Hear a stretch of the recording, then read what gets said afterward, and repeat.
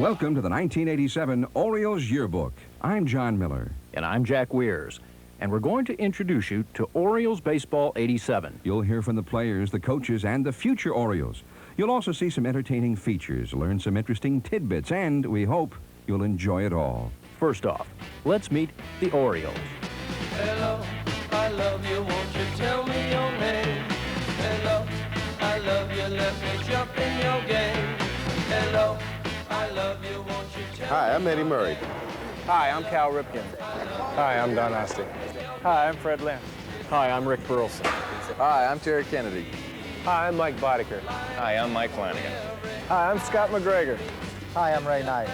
Hi, I'm Lee Lacy. Hi, I'm Mike Young. Number 6, Floyd Lathrop. Hi, my name is Jackie Gutierrez. Hi, I'm Larry Sheets. Hi, I'm T-Bone Shelby. Hi, I'm Jim Dwyer. Hi, I'm Ken Dixon. Hi, I'm Tippy Martinez. Number 45, Eric Bell. Hi, I'm Ken Gerhardt. Number 2, Alan Wiggins. Hi, I'm Dave Schmidt. Hi, I'm Mark Williams. Hi, I'm Tony Arnold. Hi, I'm Mike Kinnaman. The owner of the Orioles is, of course, the world-renowned Washington attorney, Mr. Edward Bennett Williams. Hello, fans. I'm Ed Williams. I want to thank you for the great support that you've given our club through the years, good years and bad years. In my time with the Orioles, we've had some great years. We've had 5 glorious winning years, twice winning the American League Championship and once the World Series. Recent years haven't been that good, but I want to pledge to you that we'll deploy all our resources, all our efforts, time, energy, and money to bring the World Championship back to the city of Baltimore once again. The architect of so many successful Oriole campaigns is the Executive Vice President and General Manager, Hank Peters. Well, at the conclusion of the 1986 season, we evaluated our ball club and determined that we had 3 areas where we really needed to improve for 1987. One was behind the plate, second base, and third base. We really feel very good about the moves that we made over the winter to try to rectify those situations. We picked up Terry Kennedy in a deal with the San Diego Ball Club, and we then signed free agent Rick Burleson as a second baseman and free agent Ray Knight as a third baseman. One thing that has impressed us about all 3 of these players is their intense desire to win, their dedication to the game. They like to play, and they play hard, and they pretty well fit the image and the mold of what we like to call the Oriole type of player. We've made some other moves, acquiring a pitcher by the name of Dave Schmidt. Mark Williamson came over in the deal that we made with San Diego for Kennedy. And sometimes, though, I think that we're inclined to overlook our own players, the ones who are developing in our own farm system, because they're not names that are easily recognized by the fans. The fans recognize the Kennedys and the Burlesons and the Knights, but not the young players like a Gerhardt and Eric Bell and several others who are in this camp and making good impressions. But we think that the fans will be excited about our new ball club. We have an excellent new manager, fine new pitching coach. The new players, I think, will not only improve ourselves defensively and offensively, but more importantly, get the Orioles back to playing what we call the Oriole type of baseball, which is a winning type of game. Managing the Orioles is a man who knows this organization as well as he knows his own name, Cal Ripken Sr., the new skipper. He's been an Oriole for some 30 years, and he knows exactly what he wants from his players. We've gotten away from doing things right, and we've got to come out here and do them right.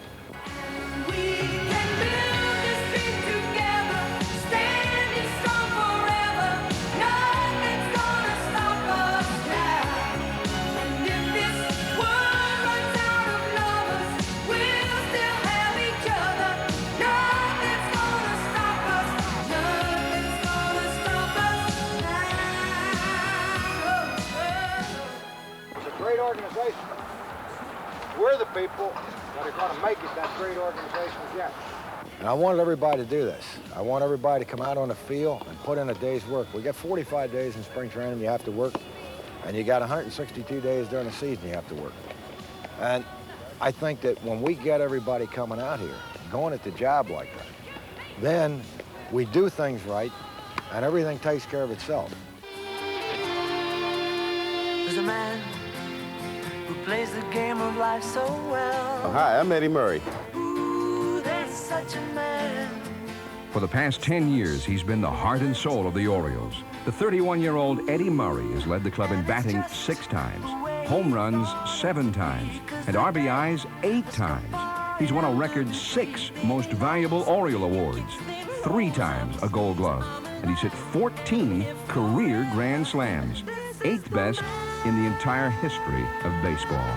And it's just the way he thought it would be, 'cause the day has come for him to be free. Then he laughs and kicks and rolls up his sleeves. I'm alive and I'm here forever. This is the man.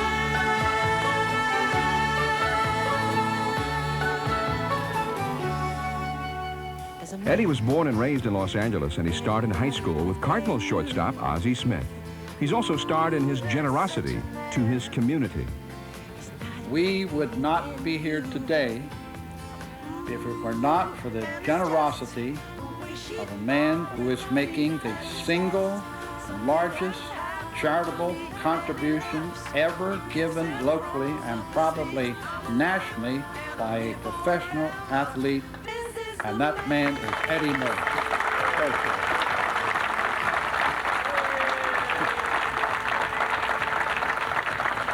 At the age of 13, I had the opportunity to attend the camp. And like I said, it's still with me today, and not many people really know about it. That's just basically where I am, you know, but it did touch my heart. And I'm just hoping that I can touch someone else's heart, you know, in the same manner. Yeah, I think it might open up sometime this summer, and I'm really looking forward to, you know, people really getting a lot of use out of it. It's an outward bound program, and it seems to be a real nice program for kids to get a little outdoors background into, you know, their everyday lives. But basically, a lot of them being in the cities, and you get to mingle with a little bit of everybody. You know, if you have kids that are out from the, you know, the country more or less, mingling now with the kids from the city, and hopefully everybody has a nice time if it's anything like I had.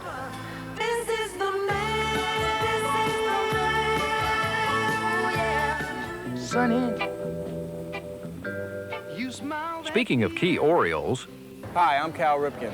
Cal Ripken has played every inning of every Orioles game since midway through 1982, his Rookie of the Year season.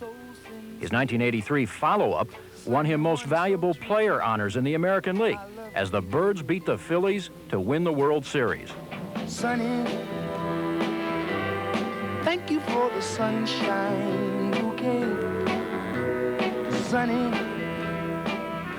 It's unique to have your dad manage you in the big leagues and to have your brother in spring training camp as well. To be honest, it's very exciting. It's something you think about, you dreamed about before, and all of a sudden it's becoming a reality. It's exciting for me to come to the ballpark anyway, but now to come out and get a chance to see my brother every day, work with him, turn the double play, talk to him a little bit about baseball, it's exciting. And to see Dad in charge and to see him running things, that's exciting too. What does Rip Sr. think about managing Rip Jr.? He has the good work habits. I don't have to worry about him. He comes through the door, he comes out on the field, goes out, gets himself ready to play a ball game. Whoa! You don't have to worry about that. Maybe that's one reason I don't pay attention to him, and I don't notice him out here. The pressure's high, just to stay alive, 'cause the heat is on.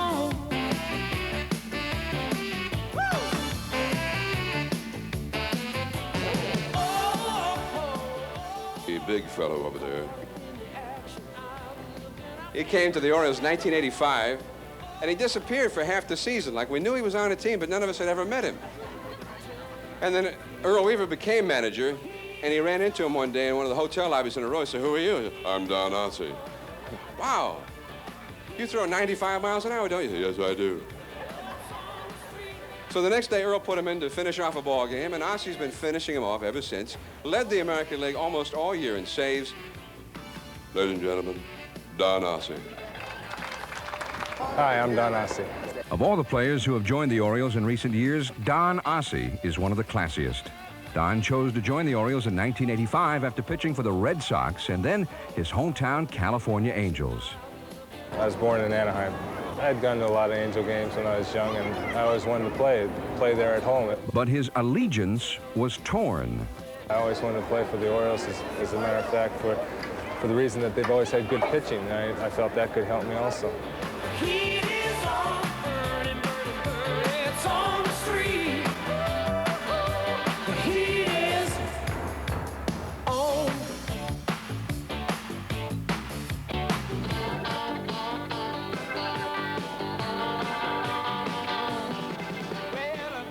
Hi, I'm Fred Lynn. Another Californian who chose to join the Orioles is Fred Lynn. Freddie also played for the Red Sox and Angels before coming here in 1985. He's a fine hitter and excellent center fielder.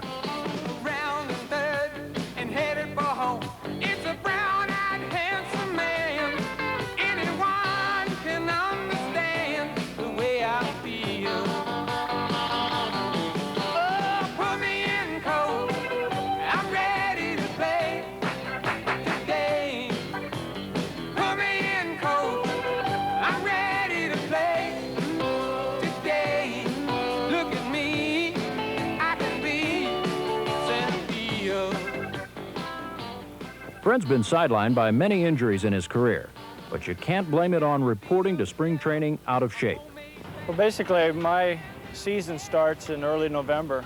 I usually take most of October off and let any kind of injuries heal that I may have, and I usually have a few. And then November starts rolling around, and I start lifting 3 times a week, and I'll get on a running program where I'll run 3 or 4 times a week. And I try to get in some kind of tennis for quickness, hand-eye coordination, things like that. And then when January rolls around, I'll start picking up a baseball and I'll throw with somebody that lives nearby and hopefully be able to hit live pitching. So when I come to spring training, I'm in real good physical condition. And when I get here, I can work on my baseball skills and not have to worry about getting in shape.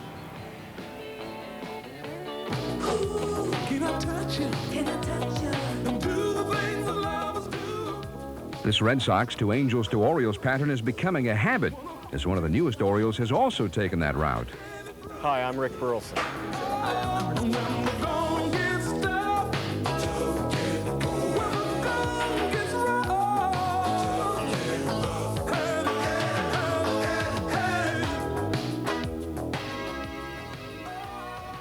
Rick Burleson, a fiery, hustling competitor, has the qualities of a true Oriole. Well, I think an Oriole baseball player is somebody that comes out and works hard every day and just leads by example. And he comes to the ballpark, he goes about his business in a way that he's going to get the work done, and the concentration is there the entire game. Rick is a very, very hard worker. Most guys that had his type of injury are through. You know, it's really a testament to Rick's ability and his work ethics that he got back and is playing at all. Rick can play second base, shortstop, or third base, and can threaten offensively in a variety of ways. My contribution will just be being a hard-nosed player day in and day out and being able to get a big hit if necessary or make a big play in the field. I've always looked at myself as being a player that can do that type of thing to help a team win, and I think that's how I will help here.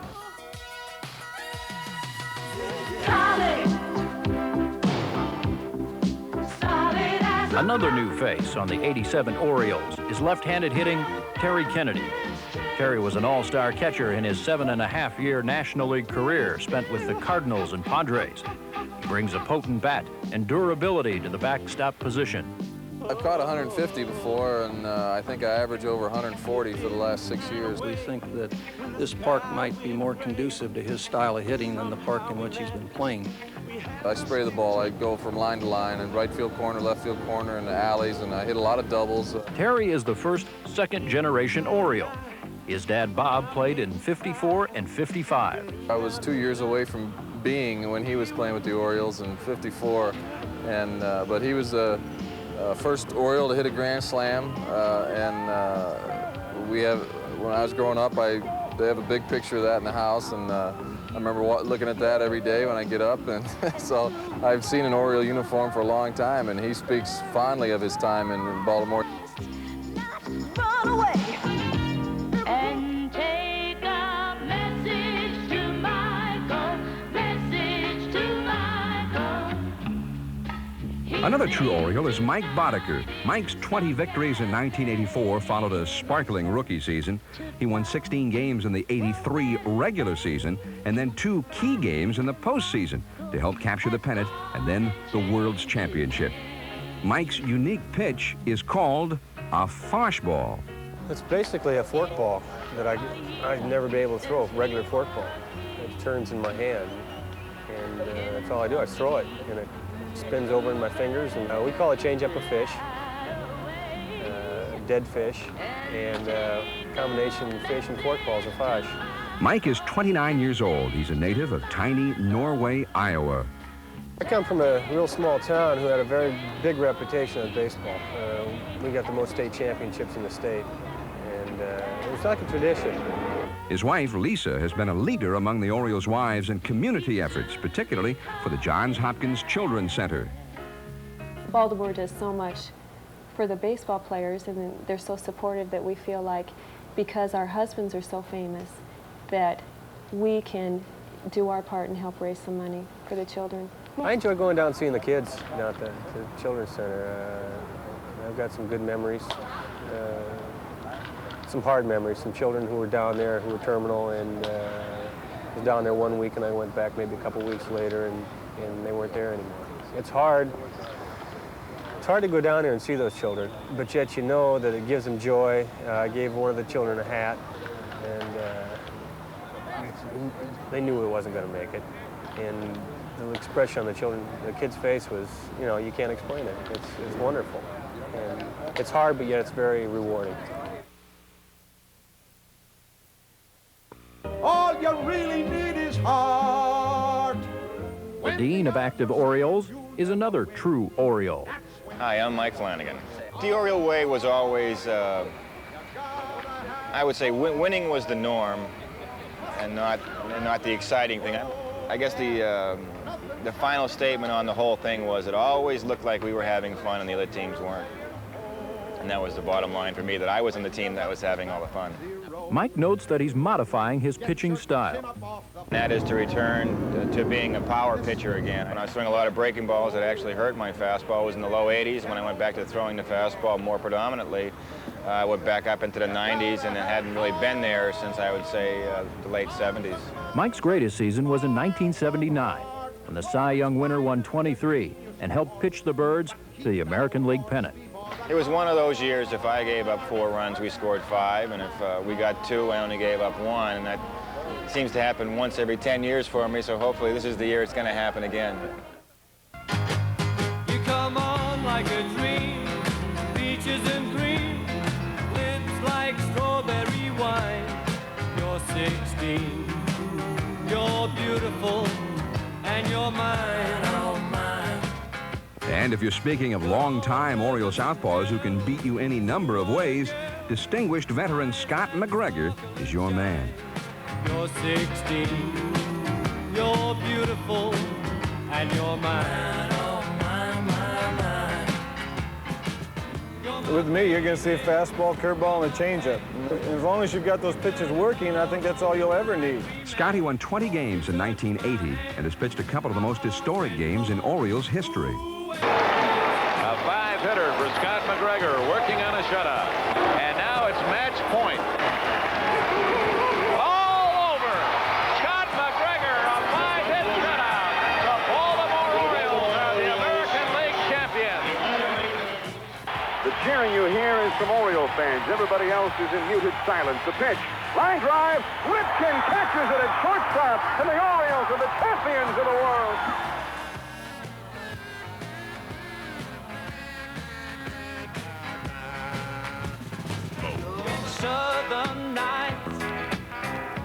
A new Oriole is third baseman Ray Knight. He came over from the National League after leading the Mets to the World Championship in 1986 with an MVP performance. The game is tied, and in the top of the 7th, the Red Sox pinch hit unsuccessfully for Hurst. Now here's the beleaguered Calvin Schiraldi facing Ray Knight in the bottom half.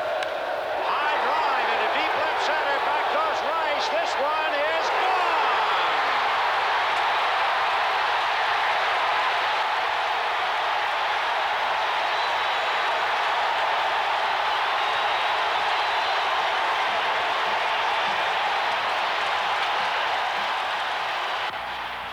Well, first thing Rick Burleson said to me when I walked into camp was, we're going to have a lot of fun this year.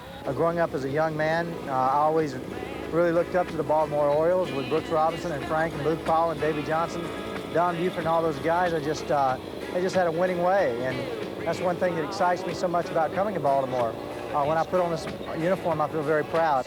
Ray's better half has had a distinguished career as a professional athlete as well. She is golfer Nancy Lopez, whom we also welcome to the Orioles family.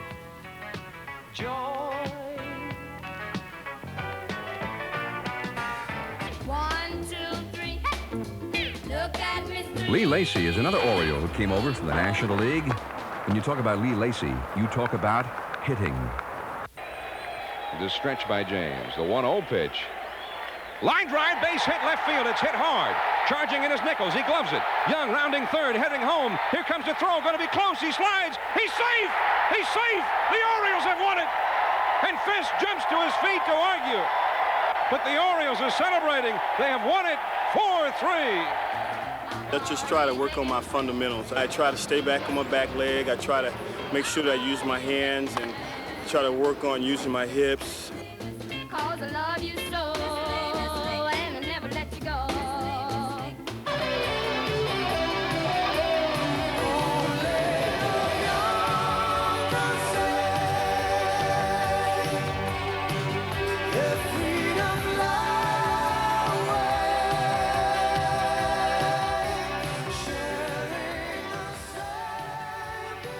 A power-hitting product of the Orioles farm system is 27-year-old Mike Young. The outfielder DH hit 28 home runs in 1985 and had a red-hot August in which he knocked in 32 runs. If I can have a year like I did in '85 and help in the ball club, I think we're going to win. We're going to win a lot of ball games. Mike broke into pro ball as a left-handed hitter, but began switch hitting in 1980. I got into the cage one day and I was hitting right-handed, and I hit 5 or 6 out in a row.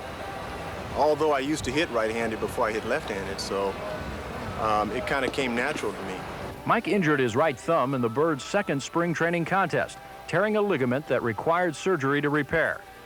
He hopes to be playing again in May.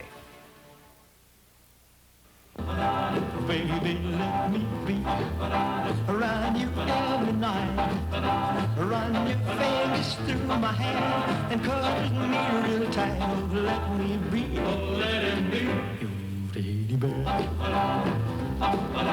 I don't want to be your tiger, 'cause tigers play too rough. One of the most versatile Orioles is popular Floyd Rayford. In 1985, he led the team in hitting at .306, as well as hitting 18 home runs. He can catch, he can play third base, and do them all well. But he had a miserable 1986, and it's been a busy winter for Rafe as he's been trying to regain that form of just 2 years ago.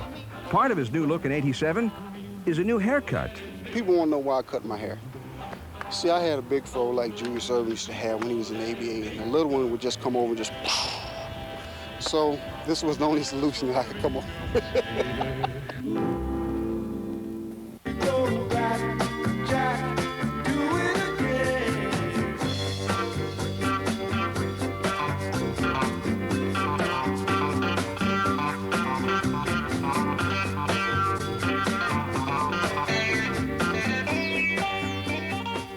Jackie Gutierrez is a slick fielder at second base, shortstop, or third base. The 26-year-old native of Cartagena, Colombia, is another Oriole with sports in his family. His father, Campo, was an Olympian in 1936, representing Colombia in the javelin event.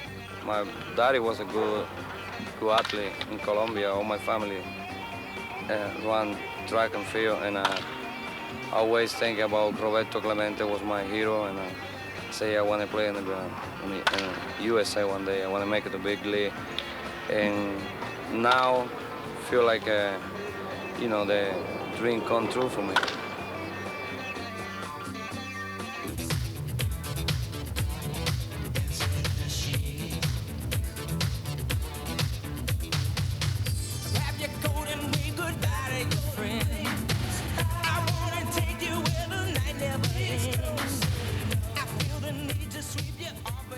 One of the best young hitters the Orioles have developed recently is the powerful left-hand batting Larry Sheets. He hit 17 home runs in his rookie year, 1985, and came back with 18 more last year. He's driven in 110 runs in the 2 seasons, despite seeing only part-time action. I feel like I can help us in the power and driving in some runs, and hopefully in key situations. Last winter, the 26-year-old Sheets earned his bachelor's degree from Eastern Mennonite College in Harrisonburg, Virginia. While Larry is a native of Stanton, Virginia, his wife Sharon hails from Pocomoke City on the eastern shore of Maryland.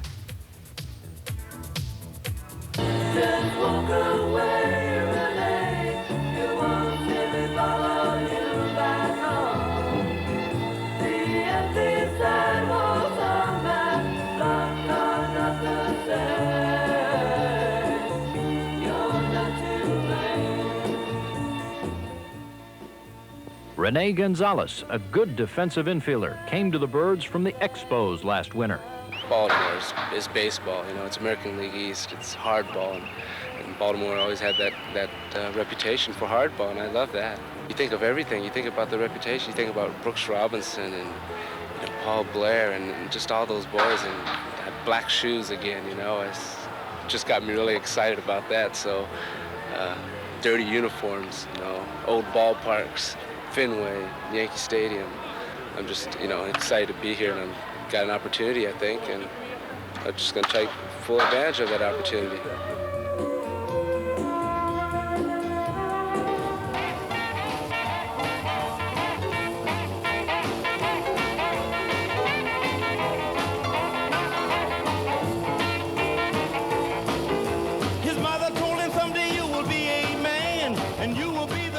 Hi, I'm T-Bone Shelby. Switch-hitting speedster John Shelby has been with the Orioles since the stretch drive of the 1982 season. He's 29 years old and noted particularly for his defensive abilities.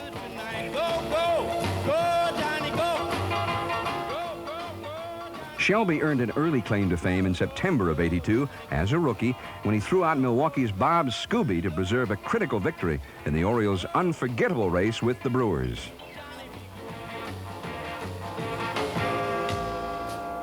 You know they all call Big Jimbo just because. And they say you don't tug on Superman's cape, you don't spit into the wind, you don't pull a mask off an old Lone Ranger, and you don't mess around with Jim. One of the unsung heroes on the Orioles is Jim Dwyer. A key utility man, Jim can pinch hit, play the outfield, or serve as the DH. Jim has been considered a journeyman, playing on 5 clubs in 5 years before joining the Birds in 1981. Now starting his 7th season with the Orioles, he has found a home. That's one thing I noticed about this team. The first day I was here, the guys seem like they go out of their way to make you feel, like part of the team and one of the guys. And we go eat, and if there's some guy sitting in the lobby, say, "Come on, you want to go eat?" And no matter who he was, everybody was, all 25 guys were friends, and that's the way the Orioles are.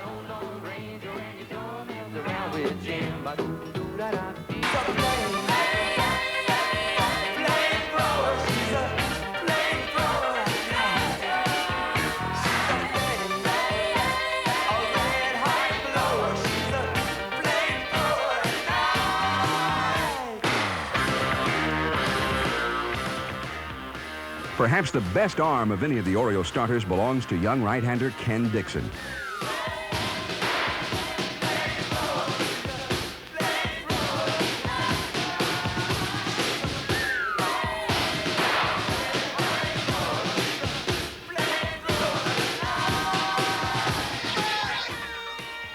The flamethrower is a native of Monroe, Virginia. Oh, actually, Monroe is just a little section of Amherst County, which is right outside of Lynchburg, Virginia. After having shown flashes of brilliance in his first 2 Major League seasons, the Orioles are expecting great things from the 26-year-old right-hander this year. By April and May in 1985, they were pretty good. But then I started learning that, Major League Baseball players make adjustment with the pitchers. Well, it's about time to do something, I think.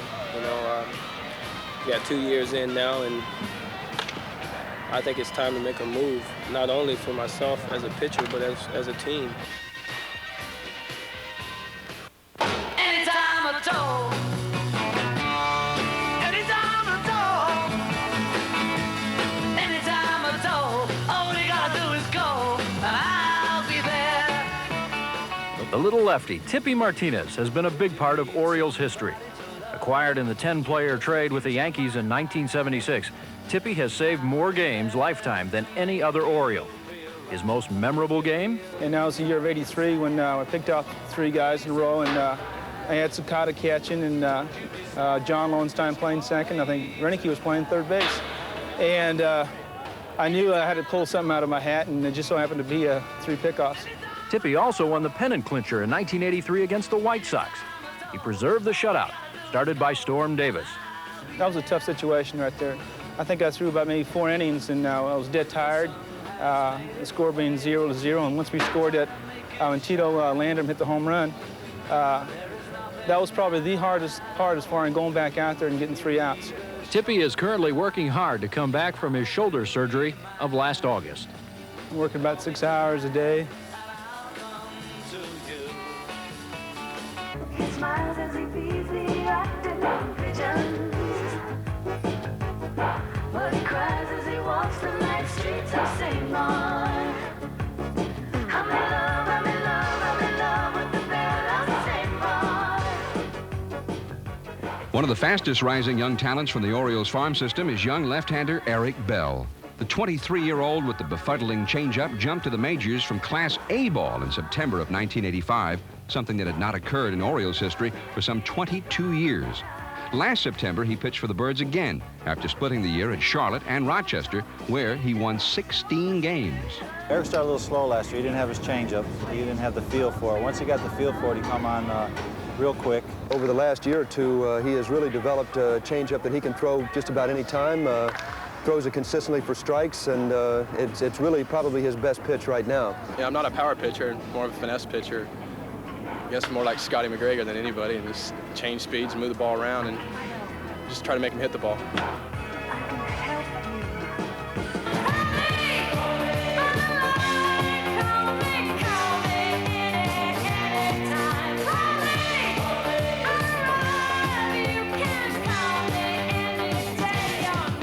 Left-handed reliever Mike Kinnunen was up part of 1986, throwing his knuckle curve ball. Hi, I'm Mike Kinnunen. Featured knuckle curves, a couple different kinds. I tuck 2 fingers in, and it rotates, spins a lot, as opposed to a regular knuckleball, which doesn't. And it's basically a curve ball with a tight rotation on it.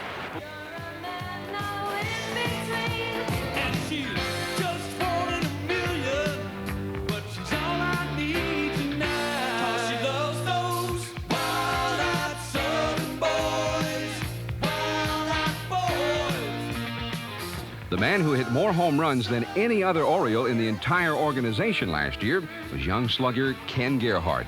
He hit 31 homers for Rochester last season, as well as the homer he hit for the Orioles in September. On top of that, he can run. I don't view myself as one particular kind of player. I don't view myself as a singles hitter. I don't view myself as a home run hitter. I don't view myself as a dead threat to steal base, but I feel like I can hit a home run here and there, and I can steal a bag here and there. I just try to work at all aspects of the game: defense, base running, and hitting. The 25-year-old, he'll turn 26 in May, hails from Murfreesboro, Tennessee. Small town, not real big, slow going. Yeah, I like going back a lot. So, laid back, don't do much. Milk some cows here and there. He's got champagne ale and rhino. Come on and hold me, just like you told me. Then show me what I want to know. Why don't we steal away? The Birds' most potent base-stealing threat is Alan Wiggins. The 29-year-old switch hitter swiped 66 bases for San Diego in 1983 and 70 in '84 as he sparked the Padres' National League pennant drive. He's stolen 51 in 147 games for the Birds the last 2 years. Alan can play second base, which he's done the last 3 years, or the outfield, which he did in his first 7 pro seasons. I think my role on this team will be to get on base and score runs, play consistent defense, and try to stay concentrated all the time.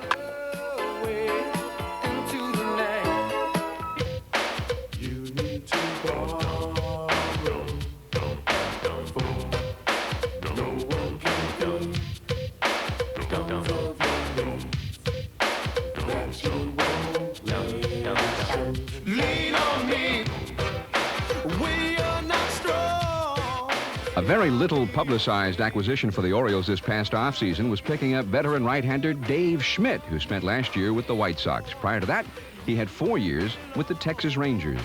I was real pleased that Baltimore was interested in me. I've always respected their organization. The record speaks for itself. For a team like that to show interest in you really makes you feel good about yourself. He's one type guy that we felt all along was an Oriole type pitcher, and he has proven that so far. He came right into camp. He has done everything that we've asked and done them well, done them the proper way. I'm not a really what you call a power pitcher like a Don Ossie who can throw a fastball most of the time and really doesn't need to throw too much else. I throw a sinker and a slider, palm ball for a changeup. I just throw mine with my thumb and little finger on the ball, and I kind of cradle it with my thumb and little finger, and the other fingers aren't really on the ball at all, and you kind of let the ball come out of the front of your hand with a slightly forward spin. Dave is yet another California product. I grew up in the San Fernando Valley, right outside LA, and went to high school and college, UCLA there, and was drafted by the Texas Rangers in 1979 out of UCLA. Well, I was down there in about an hour or so with a little mouth to mouth. She was ready to go. I'm the fireman. That's my name.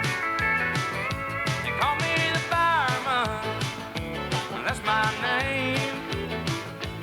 A star in AAA last year, right-hander Mark Williamson was 10-3 with 16 saves for the Las Vegas Stars of the Pacific Coast League, a league known as a hitter's league. He came to the Orioles from the Padres organization in the deal for Terry Kennedy. I throw a fastball, I cut the fastball, I sink it, I throw a slider and a change.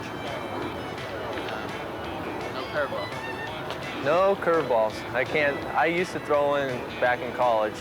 More times than not, I hung it, so I just scrapped that. Being a reliever, all I need is 2 or 3 pitches anyway. By the way, in the offseason, Mark helps build jet airplanes for Roar Industries. I just like finish the parts before they go to assembly. Just, making sure the edges are smooth, everything, like if there's a scribe line, making sure it's, perfectly straight with the scribe. It's pretty easy work. I mean, some of the stuff is a little scary because by the time the part gets to me, the part might be worth $1,000, so it's just like, don't mess it up.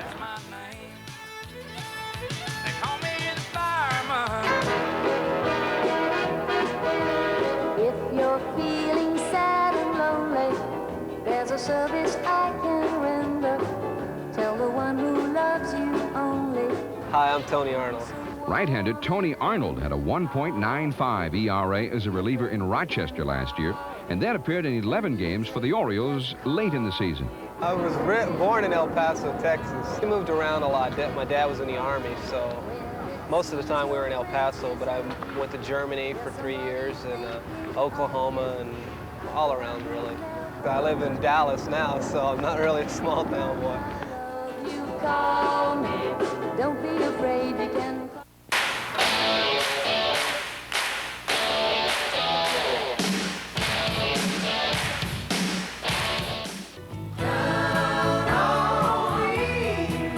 Hi, I'm Elrod Hendricks.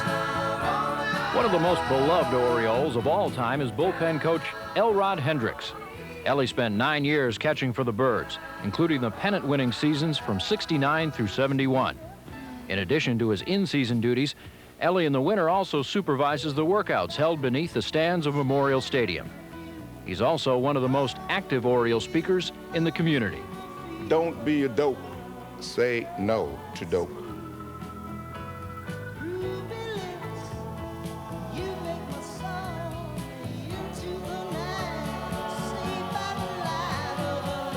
After 6 years as the first base coach, Jimmy Williams has taken over the coaching chores at third base in 1987.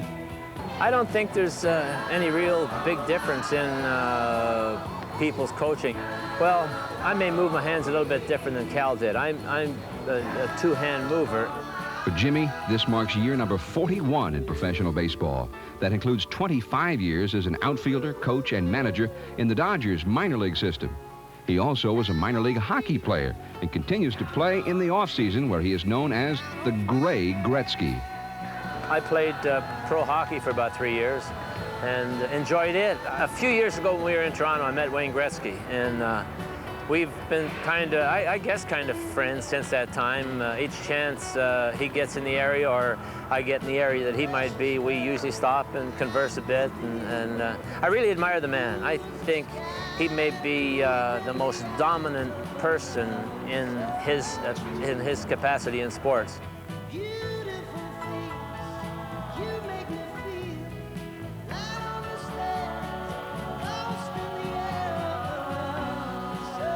Beginning his third year as batting coach and first year as first base coach is Terry Crowley. His philosophy is simple. I like to see most of the hitters try to get a good pitch to hit. You know, don't chase the pitcher's pitch. Try to be, for the most part, ahead on the count. I think we had pretty good examples here in the past, like a Ken Singleton and Frank Robinson hitting 2-0 and 3-1.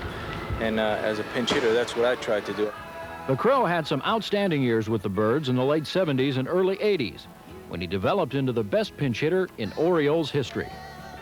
2-1 pitch, line drive, base hit, right field, and Dwyer has scored.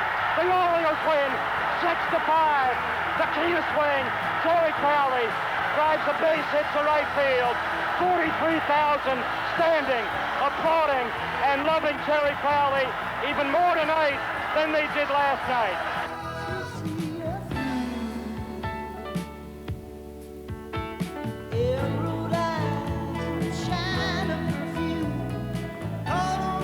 Hi, I'm Mark Wiley. Mark Wiley had spent the last 7 years in the Orioles organization as a pitcher, as a coach, and a manager. But this year is his first year as the Orioles pitching coach. And as such, he becomes just the 5th in the entire history of the Orioles. I try to remain positive. I don't like alibi Ike type players. My players that played for me in the past in the minor leagues or pitched for me as a pitching coach know that's the kind of pitching coach I am. And when a pitcher knows exactly where you're coming from and knows that you like preparation as much as anything else, I think they react very well to it.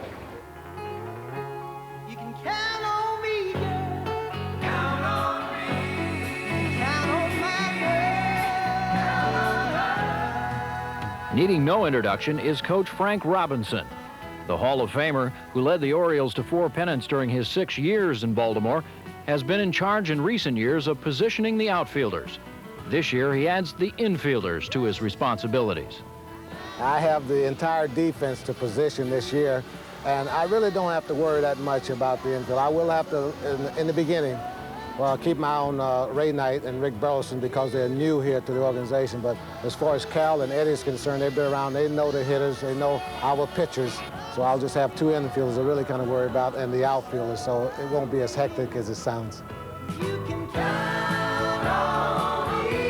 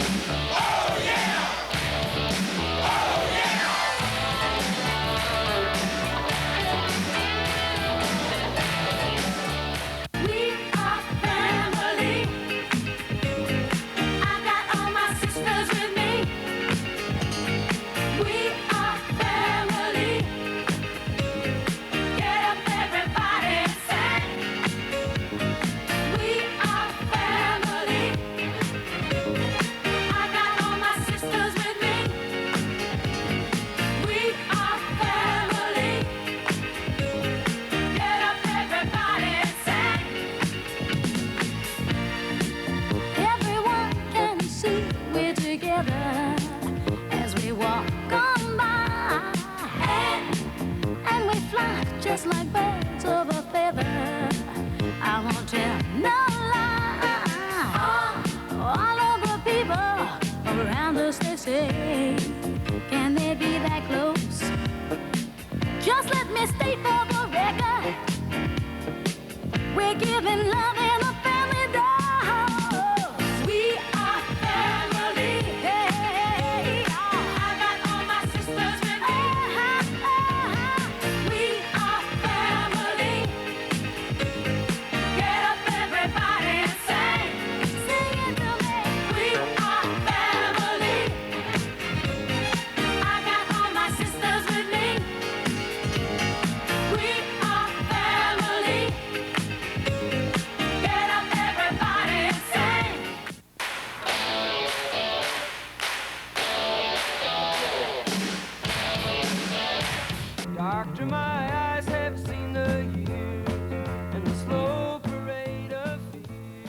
Time now to leave the ball field for a moment and take a look behind the scenes to those people who do critically important yet very unglamorous jobs. Your tour starts in the trainer's room. Ralph Salvon, in his 20th year, is the American League's senior head trainer. Assisting Ralph is Richie Bancells, now in his 4th year with the big club, and his 11th in the Oriole organization.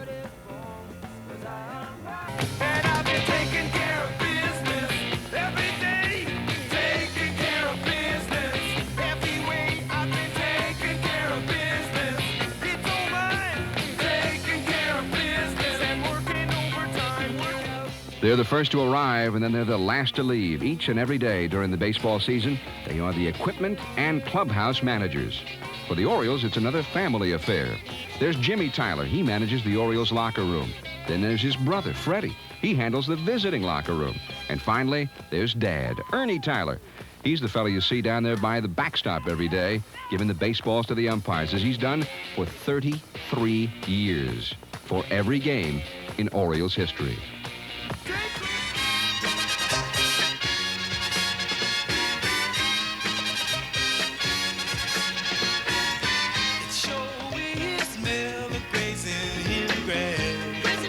Joining Ernie out on the field are some other very important folks. The grounds crew, led by Pat Santarone, widely acknowledged as the best groundskeeper in the American League. And our ball girls, Sandy and Donna. And of course, there's the bird.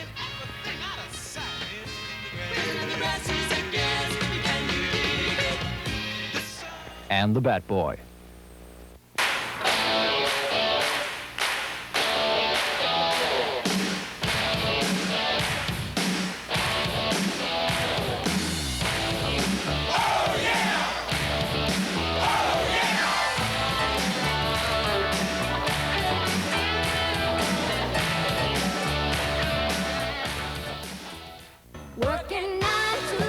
Next, our tour stops at the Orioles front office. Let's meet those people who make Orioles baseball happen.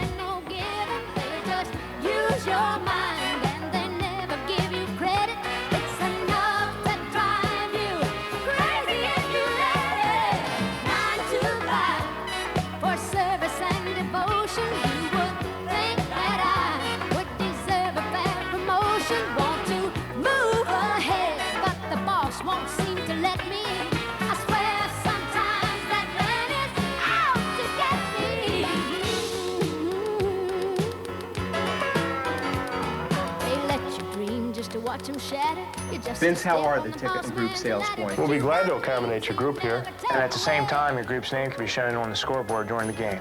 The bullpen party includes dinner, and you get to meet a player. We do have an area up in the mezzanine we call the bird's nest. Good morning, Orioles sales. Laura Delaney.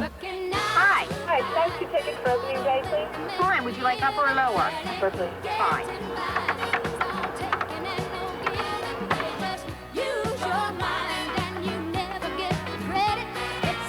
Terrific. Looks like you'll qualify without any trouble.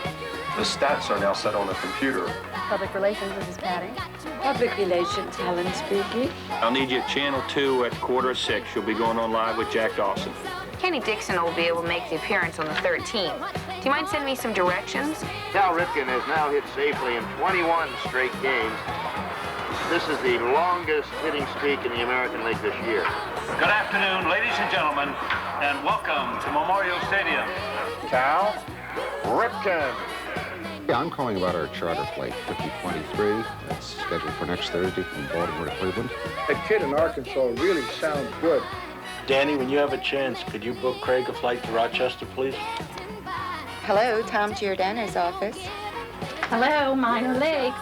Yes, that's correct. Free agent tryouts begin Saturday, June 27th. Yeah, okay. It looks like NBC is going to do our game Saturday. Kubek and Costas are going to be the announcers. In Nigro's office. Orioles marketing.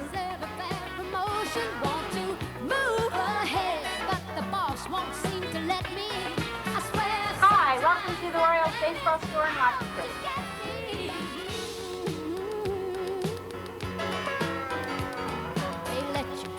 To watch him shatter, you're just a step on the boss man's ladder, but you got dreams he'll never take away. Good morning, Baltimore Orioles. Thank morning, you. Baltimore Orioles. Baltimore Orioles. The day your ship will come in and the tide's gonna turn and it's all gonna roll your way. Working 9 to 5, what a way to make a living. Barely getting by. It's all taking and no giving. They just use your mind and you never get the credit. It's enough to drive you crazy if you let it. 9 to 5, yeah, they got you where they want you. There's no better life. Well, that tour shows many of the people who make Orioles baseball happen. And there's additional help.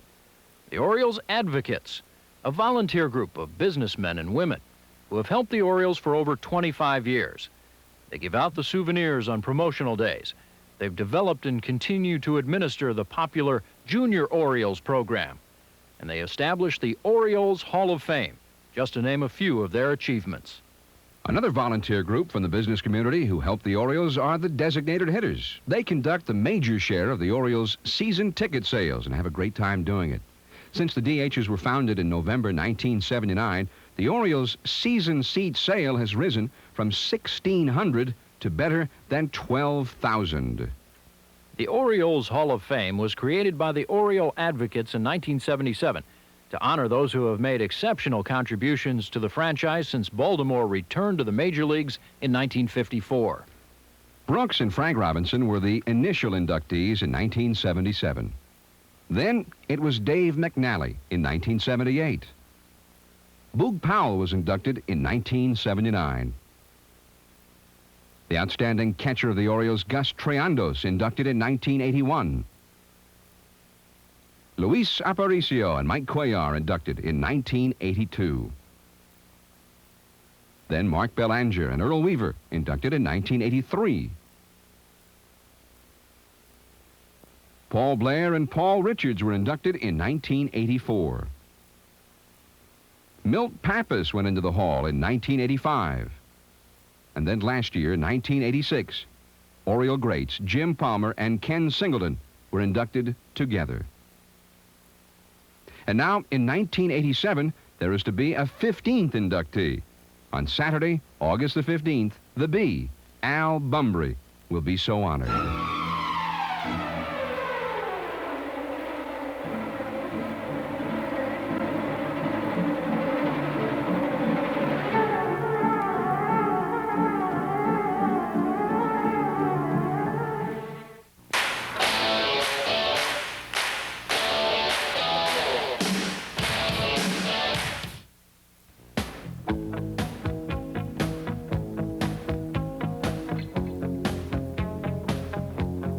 Now let's see some of the folks who cover the Orioles on a regular basis for the media.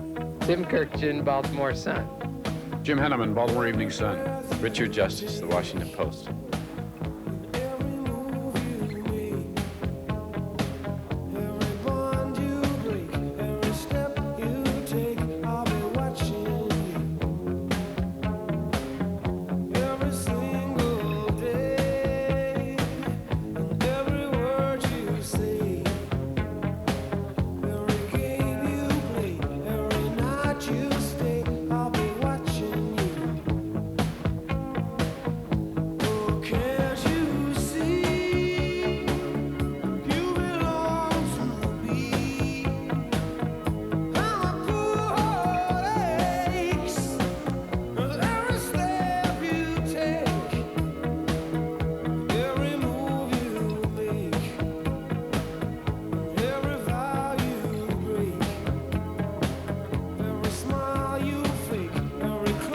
And how about those who broadcast the game?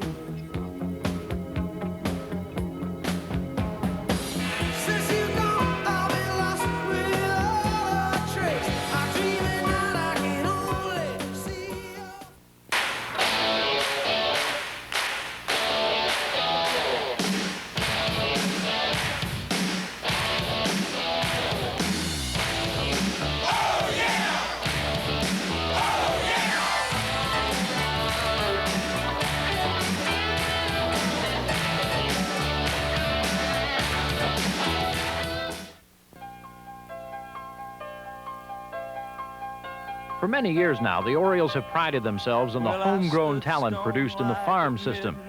You might say the pride is back, as a glance into the minor league system shows some bright prospects for the future. Perhaps the top prospect in the organization right now is third baseman Craig Worthington. After hitting .300 with 105 RBIs in only 132 games at Hagerstown last year, Worthington has people talking.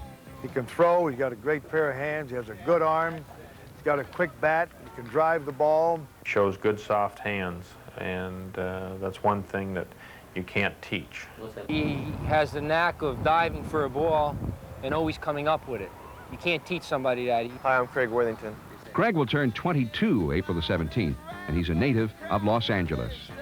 Another prospect who starred at Hagerstown last year is switch-hitting second baseman Pete Stanisiek out of Stanford University. Well, Pete's kind of a different player than Craig. Ability-wise, Pete's a kind of a player. I refer to him like a Eddie Stanky type player, a guy that makes things happen. Considered a leadoff type hitter, Pete batted .317 and stole 77 bases last year. Yeah, I'm kind of a catalyst type of a player, get things going and then let the big boys kind of take care of things once it gets there. Yet another Stanford graduate is left-handed pitcher Jeff Ballard. Jeff is a native of Billings, Montana, the home of one of the finest left-handed pitchers in Orioles history, Dave McNally. Probably most people know me for my breaking ball. But I personally feel like that my biggest asset is being able to throw 4 pitches across the plate. And there is another prospect named Ripken. Bill Ripken, that is. I'm going to go out there and bust my rear every day, and hopefully to open somebody's eyes up. Now we'll take a look at some more talented farm hands. Marylander Jim Traber graduated from Columbia's Wild Lake High School in '79 and signed with the Orioles in 1982 following a successful intercollegiate career at Oklahoma State University. He came up to the Orioles last July and burst onto the scene, hitting .333 with 8 homers and 22 runs batted in his first 17 games. Brad Havens was the only left-hander in the Orioles bullpen for most of 1986. It was the first time in his 9-year professional career that he'd been used exclusively as a reliever. Nelson Simmons, he's a muscular 23-year-old outfielder. He has excellent speed and power, and he's a switch hitter. He saw some action with the Detroit Tigers before he was signed by the Orioles organization. Burley John Habian is one of the bright young stars in the Oriole farm system. Been with the Birds the last 2 Septembers. Young Greg Calamentes, a 21-year-old right-hander from Idaho Falls, Idaho, registered a 12-6 mark in 26 starts at Hagerstown in 1986. Catcher Carl Nichols was Charlotte's everyday catcher last year, as well as seeing a brief bit of work with the Orioles in September. D.L. Smith is being groomed as a prospective shortstop. He played at Charlotte in 1986. Another youngster who had a big year, left-handed hitting Chris Padgett, had a banner year at Charlotte, hitting .324 with 22 home runs and 96 runs batted in 127 games last year. Yeah, I broke all the rules straight in my old high school. Never once gave thought to laughing. I hid in the cloud and warmth of the crowd, but when they said come down, I threw up.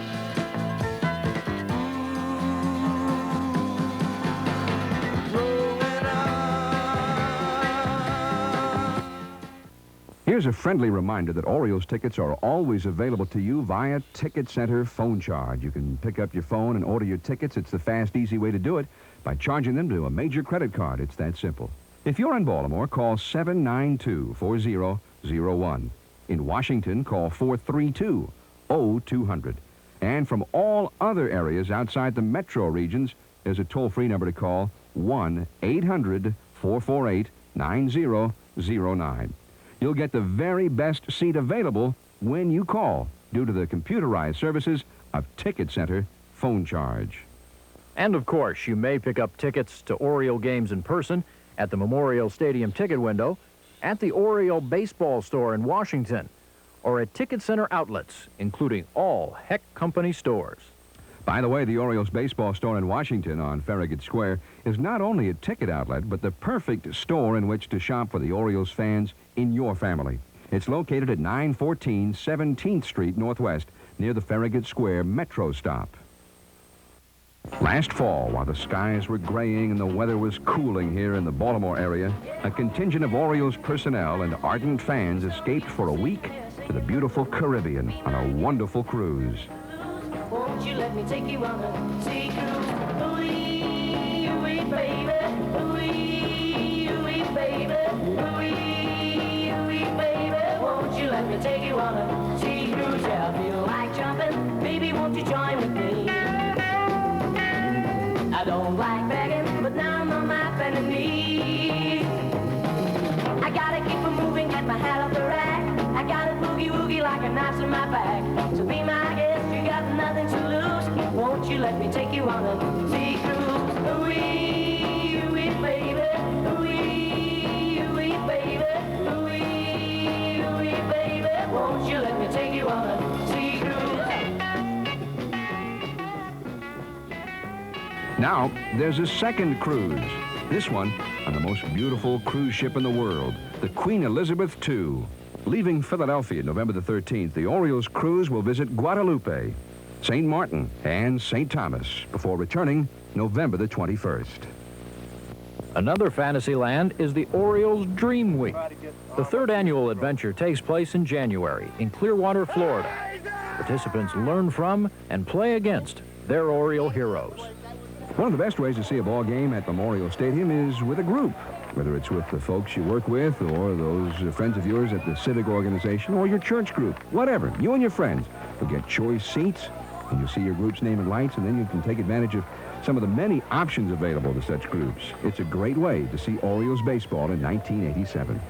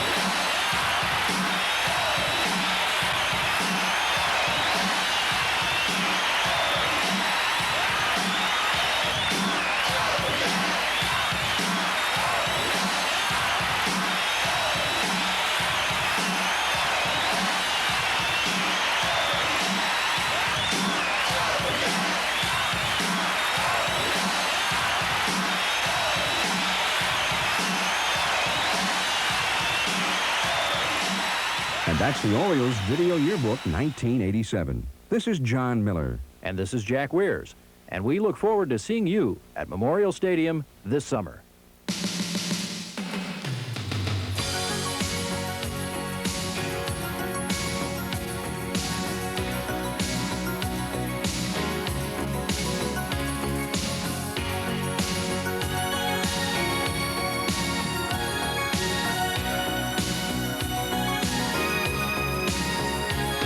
Looking in your eyes, I see a paradise. This world that I found is too good to be true. Standing here beside you, want so much to give you this love in my heart that I'm feeling for you. Let 'em say we're crazy. I don't care about that. Put your hands